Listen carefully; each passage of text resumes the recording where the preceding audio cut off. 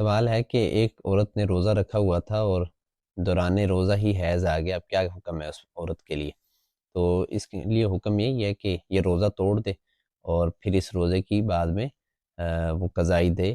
اگلا رمضان آنے سے پہلے پہلے۔ صحیح بخاری میں ہے کہ سیدنا ابو سعید خدری کہتے ہیں کہ نبی صلی اللہ علیہ وسلم نے فرمایا الیس اذا حاضت لم تصلی ولم تصم، ایسا نہیں ہے کہ جب حائضہ کہ جب عورت کو حیض آ جاتا ہے کہ وہ نہ نماز پڑھتی اور نہ ہی روزہ رکھتی ہے۔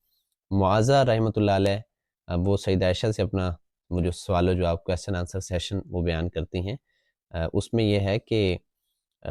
قالت کان یصیبنا ذالک فنؤمر بقضاء الصوم ولا نؤمر بقضاء الصلاۃ، کہ جب ہمیں حیض آ جاتا تو ہمیں روزے کی قضائی کا تو حکم دیا جاتا، لیکن نماز کی قضا کا ہمیں حکم نہیں دیا جاتا تھا۔ تو یہ ثابت ہوتا ہے کہ عورت کو چاہیے